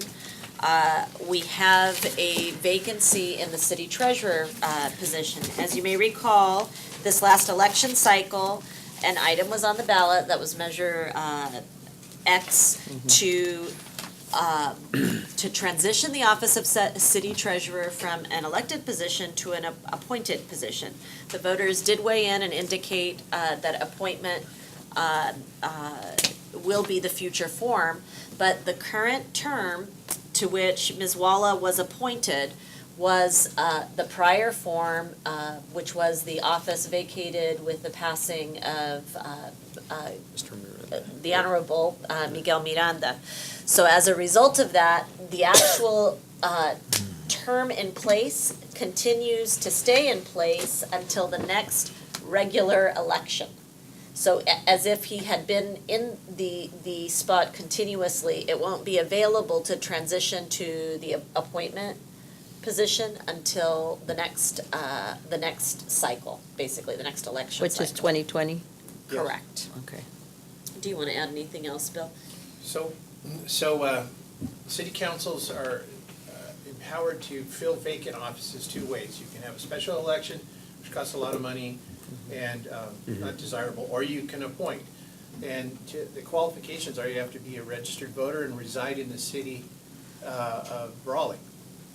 When it becomes an appointed position, the government code provides that those qualifications no longer are required. So if the plan is to make the finance director the treasurer and the finance director happens to live in Imperial or Calipatria, or what, that's fine. But right now, it's not fine. We have to have a qualified elector. Uh-huh. Because he was elected to the position, that's the term that they're filling. Right. All right. So we're here tonight to accept direction from the council as to how you'd like to proceed. If you had somebody in mind tonight, you have the option to give us guidance on those next steps, or if you wish for us to pursue some conversations with potential candidates, or if you wish to advertise. Is there anyone interested within the city that could serve in this capacity? That's a great question. We do have a number of department heads who are City of Brawley residents. I have not spoken with each of them that are present here. But our city this- attorney, has he shown and expressed interest? I do reside in Brawley. Yeah, that's another alternative. Would there be any problem with that kind of duty combined? I'm not elected to anything, so I remember when we appointed Ruby, you appointed Ruby. Mr. Nava asked, I think you were mayor then too, you asked me, can a council member be it? And I paused because if someone decides that's an incompatible office and you've accepted treasurer and they challenge it and they win, you lose your council seat. And I'd hate that, you'd hate to have that happen. But I'm not, a city attorney's not elected. And, yeah, so I could do it, Alma could do it. I see he's deflecting already. Alma I can would- do it, or, Chuck you know, could do he's like, it, Marjo can do it, you know? I don't know that this is Mr. the Mayor? place to decide Oh. that. Mr. Mayor? Marjo says she can add and subtract, so. Marjo says, would you be willing to, Marjo? Would you be willing to take that responsibility on? No, I mean, I'm not asking to put you on the spot. And I'm not planning on retiring for a few years, and I could do that if it was the council's pleasure. And I can add and subtract on this. That's even better. In my head. Yeah, and that's. I don't like doing it. So that would, she would literally serve as the signature on what would be all the of concern? the checks of the city. Right. Because she's a department head Yeah, and develops a budget, and then she's also going to, as the city treasurer, and then she. That's what Ruby did. I have a little bit of a concern with that, only because of the nature, with the finance director being the city treasurer, that's one thing, because they're responsible for the finances, they also fall over to the treasurer. If you make a city department head who develops their own budget and who does some of the things related to that, and then you also make them the city treasurer, the same as if you make the city attorney, who, whether, if an issue ever developed, we might have a double thing going on that we got to be very careful about. And so I have a little bit of reservation about that. Let me just pose this. If there is an incoming city finance director, could that person be appointed? Well, no? Yeah. Ms. Walla does have some information, additional information that might be. Yeah, I Ms. think Wallace. it would be helpful just to identify and help city council, what does the city treasurer do for the city of Brawley? Go ahead. I mean, they're but the biggest thing is they're the account holders, they administer the investments. But that way, if you're looking at seeking anybody, or even if staff member wants to show interest, that's the only reason I'm forthcoming with the information. As far as, yes, they are the official signer of the city's banking transactions, so they're registered with all our bank financial institutions. Since then, we've brought in from LAIF and now working with with other investments, and so you're the register of those. You are the direct administrator of those investments, and then, of course, then comes the treasury functions and the proper reporting to city council. So that administration and oversight. But it's very, very limited work, and it's not finance director work.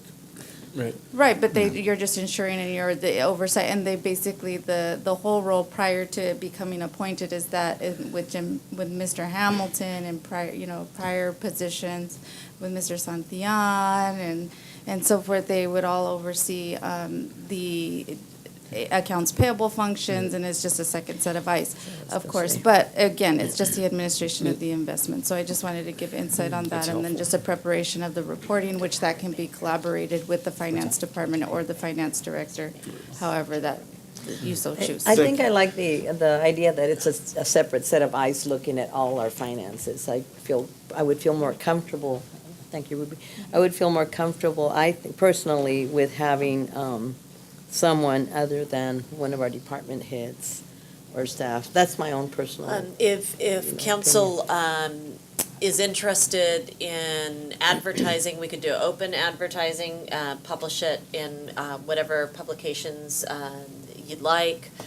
We could approach former or retired bankers that are Brawley residents. A couple come to mind that are Joe Ramirez. We can Bob do all those Bates, things, but I would just tell council, it's not a position that's very involved. It really is not, and there's very limited work that the city treasurer is doing. It's extremely limited, and I'm not sure if really will benefit from having, the publication, doing all those sorts of, I mean, it's up to council. Mr. You all Mayor, want to do that? If I can chime in, Sure. just to add on that, I think I think it used to be historically a position like that. I think I hate to say it's not figured ahead, but anymore, I think it really is, a little bit more of a legal symbolic position that we've had. We obviously moved to change that. So my suggestion would be is we kind of gave our input. Maybe I believe in the backup material, I read that our current treasurer is willing to hold the position for kind of an interim period of time. And as long as she continues to be a resident of the city of Brawley, Right. we're good to go in that So format. we have a little bit of time, Yes. right? Okay with that. Ruby, like a little bit, like a weeks, months? No, a week, probably. Okay. More than 30 days. More than, okay, so my thought is with our input, maybe a list, maybe first kind of evaluating a little bit of staff, and I do appreciate our librarians, immediate, kind of willingness and response potentially to the city, but maybe we can kind of develop that and then bring that back and then move on. That gives us a chance maybe to engage the public a little bit, but if you remember, we had a tough time actually getting a candidate last time when we did do the advertisement and whatnot. So I don't know what the interest level is, and a lot of it has to do with because of the nature of the actual position. There's not really a whole lot to it. So I don't know, that would be my suggestion. Well, I just have a question in my mind, because it used to be an elected position, and I guess I think most of the community saw it as an important position with the city, and I kind of feel like it is something that we do need to have. I don't know how much work is involved, but if we do have some interest from a community member, I'd like to, consider that. Is there an age? You have to be a registered voter. Okay, so 18. 18. Yeah, registered. Got it. All right, so we'll move on with Ruby in that capacity, and then we'll vet out how we're See going if to do they it. Yeah. find anybody? Yeah. Okay. All right. Thank you very much, Ruby. Look how sad she is, too. She's like, I can't believe that I'm trying to leave and they're trying to leave. Don't cry, Ruby. It's all right. She get another flowers when she. I know. She's like, you know what? She's like, take your flowers back. I don't, like. Another set. Yeah. All right. Thank you again, Ruby. I appreciate that, and we do all as well. Thank you.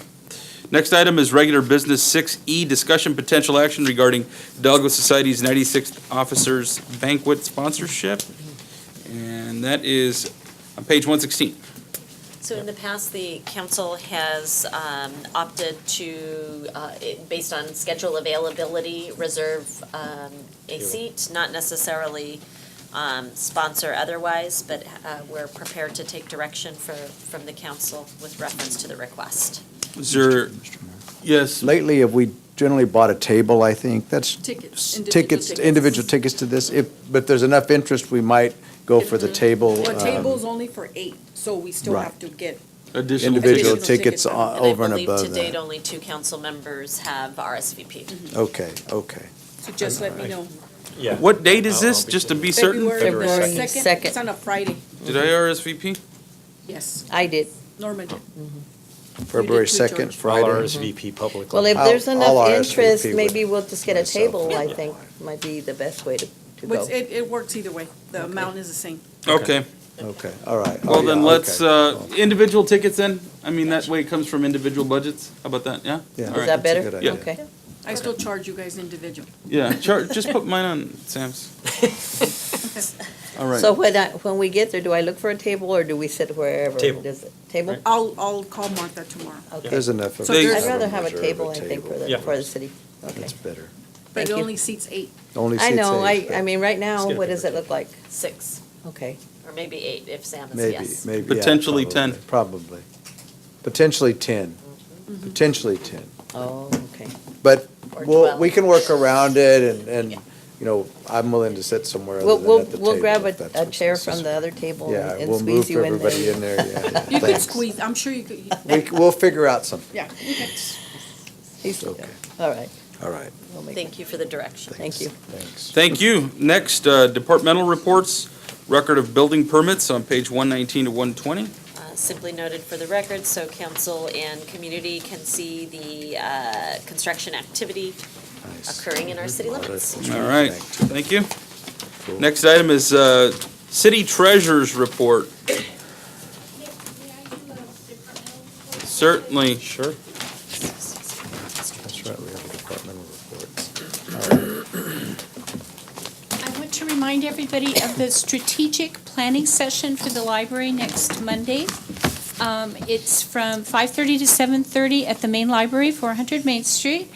And it will be actually official joint meeting between the city council and the library board of trustees. So when we adjourn today, we get to adjourn to the 22nd, officially. And we're real excited to have Mr. Wharton come in and be our facilitator, which is a big word for making sure everything goes smoothly. It is. So just want to make sure everybody, so we are really looking forward to getting input on the priorities for the library, for programming, materials, hours, those kinds of things, and also to let you know that we had a member of the public come in at our last Library Board of Trustees meeting, and we had a we had a lively discussion about the hours of the library, and starting Tuesday, our Tuesday, Wednesday, Thursday hours will drop back. They were 11 to 8, and people felt that was very late in the day to get started.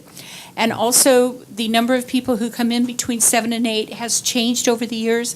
A lot of that's due to the internet and the fact we have Wi-Fi and those kinds of things. So we'll be open from 10 to 7 on Tuesday, Wednesday, and Thursday. We're keeping our Friday and Saturday 9 to 5 hours. So I just want to remind everybody and welcome everybody and invite the public. The more the merrier. Can you repeat the date again? Monday, the 22nd? Yes. Okay. 5:30 to 7. 5:30 to 7:30, and there will be food. That usually, not tamales, I'm sorry, it's pizza and salad, but we are looking forward to having a really nifty dessert, so, anyway. Okay? Okay, thank you. Questions? Thank you for Perfect. letting Thank you. me do that. Okay. Thank you very much. City Treasurer's report, I don't believe there's anything to report at this time, right? City Council members' report, we'll start with the update, the ad hoc committee update. City Council norms and procedures by City Council member Norma Kastner-Howdy. Okay, thank you. Our ad hoc committee is actually myself and Mayor Pro Tem Donnie Wharton. And we did have an opportunity to meet twice during the past 2 weeks.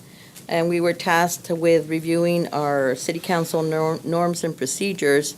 And a couple of things that we're looking at, primarily, I'll cover one of the main things. But the first thing that I wanted to cover is that when we talked about this at the last meeting, there was a question about when were the current city council norms and procedures adopted, because there were a couple of different dates.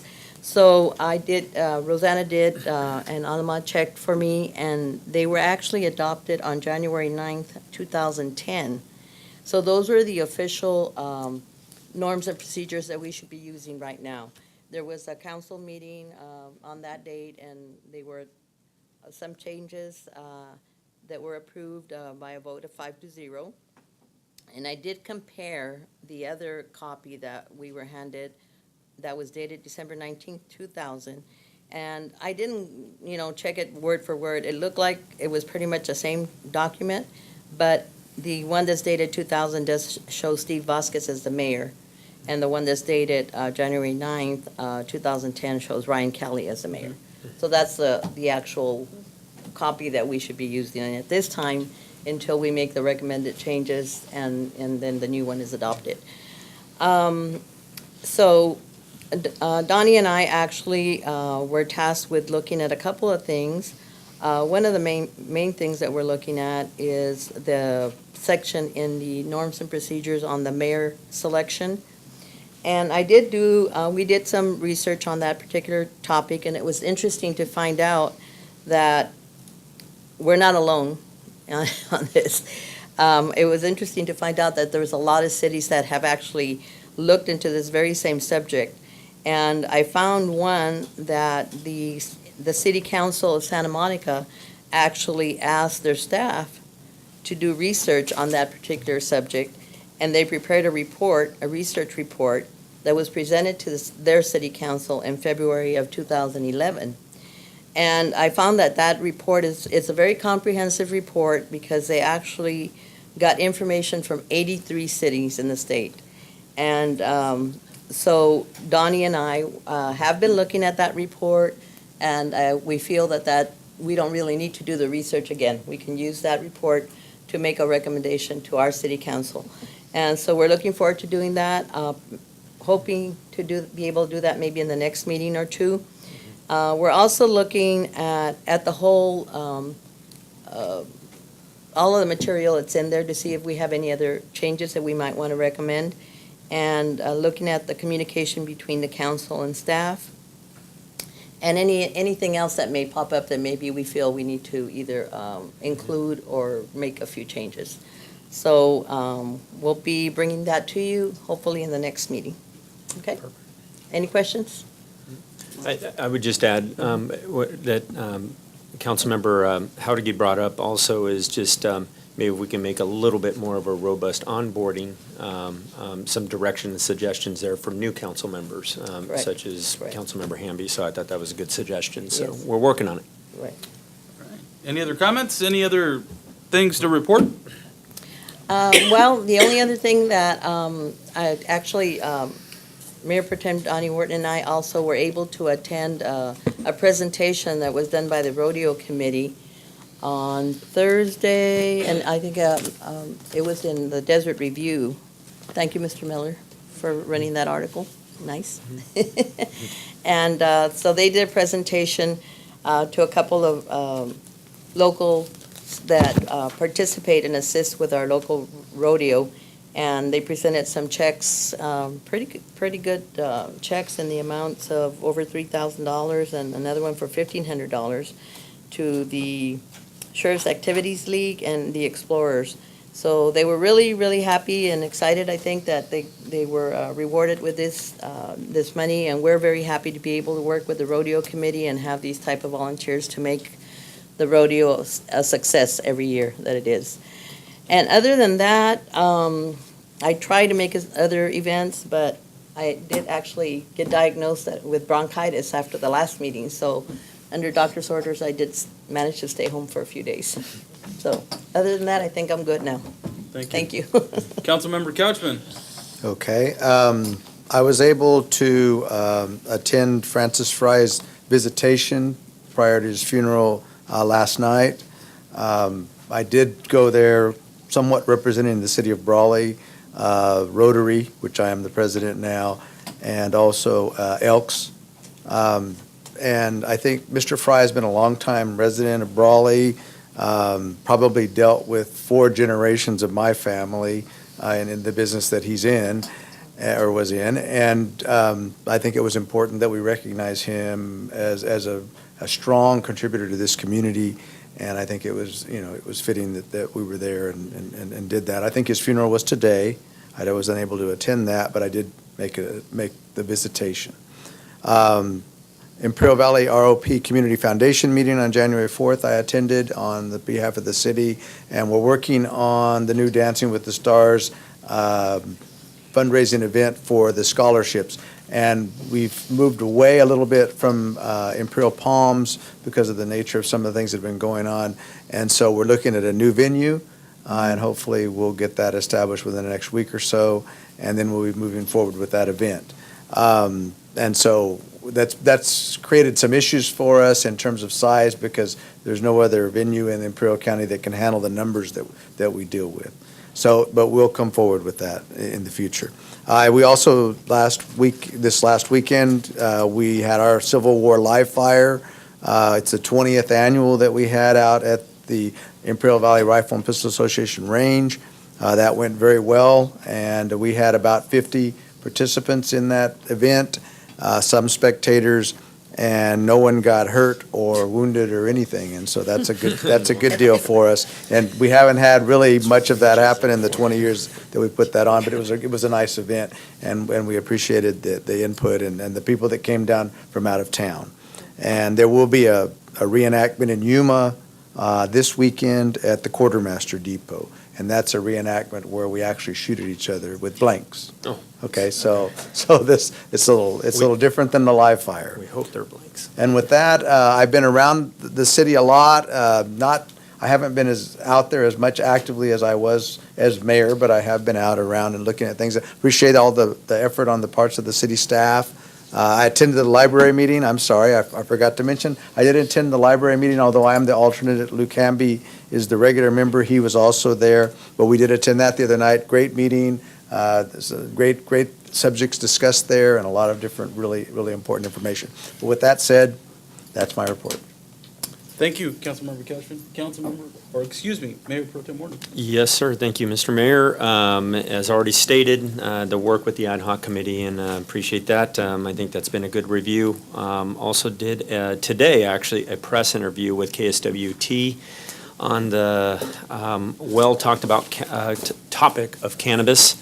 So I did make some comments on camera. I don't know if that's airing tonight or when, but I was also hoping I did communicate with our city manager to make sure my fellow council members knew. And that was actually kind of a spur-of-the-moment request on the part of the news.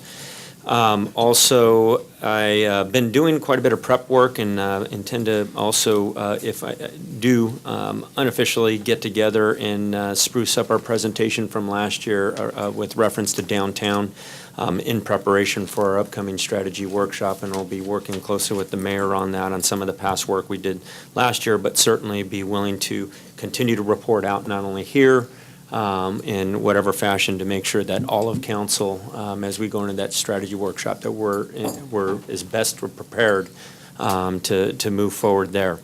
And then lastly, also looking forward to next week at the library board. I do intend to actually get with our librarian in preparation for that. So that will happen this week. So look forward to all that. That's all I have to report, Mr. Mayor.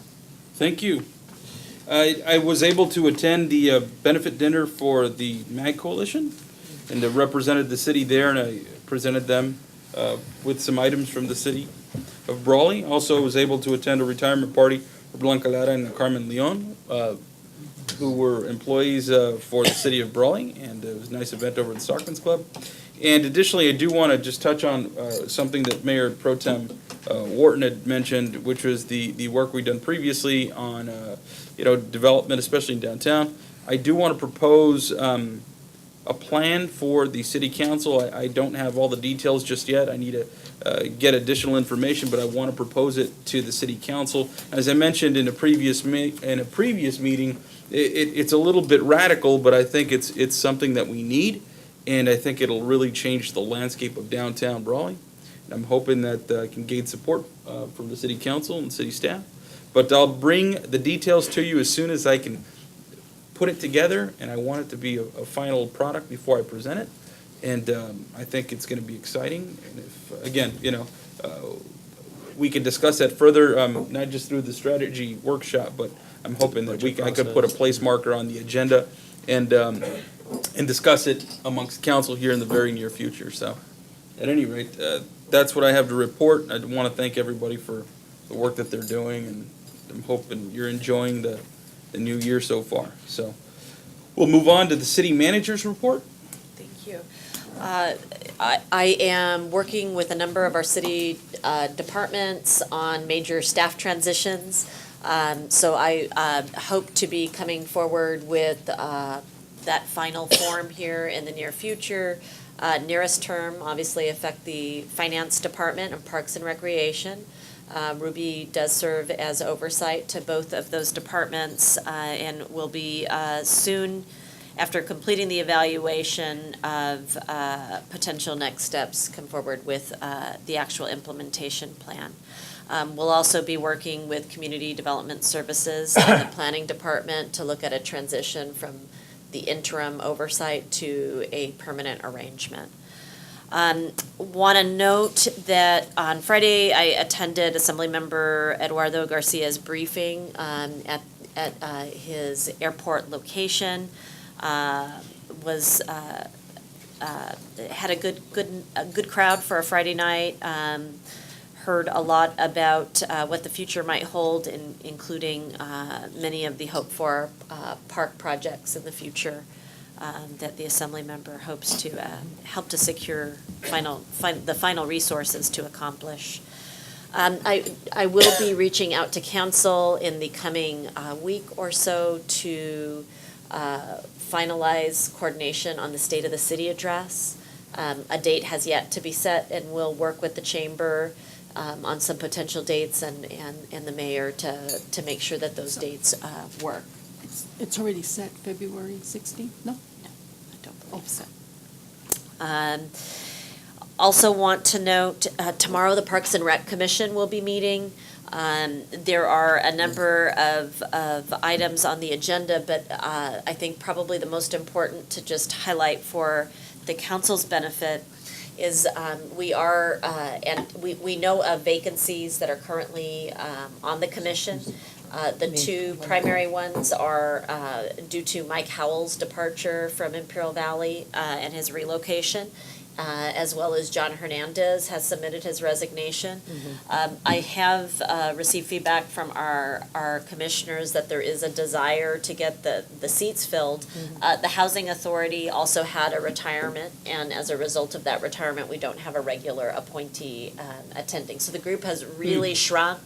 Our hope is to get the council's assistance with. So the Housing Authority has a vacancy now? Yeah, Ramon Sagredo used to be the regular attendee, and So Ramon he did retire, huh? Yes, Uh-huh. he did. Oh. So just want to give you a heads up on that one. I know we have done it. No, he Mary was with the Miller Housing and Robert Authority. Palacio for Uh-huh. the Housing Authority. No, but he Alma, retired this is from with the- reference to the composition of the Parks and Rec Commission. Oh, okay. And the Okay. Parks and Rec Okay. Commission identifies certain, per ordinance, it identifies certain He's from the Housing Authority. representatives. Right. Yes, correct. So the regular seated members at this point are Mr. Rusty Garcia, and Mary Miller, and Michael Walla. All other seats are vacant. We've got a council appointee in Mr. Hamby with Councilmember Kastner I'll be there Howdy as the tomorrow. alternate.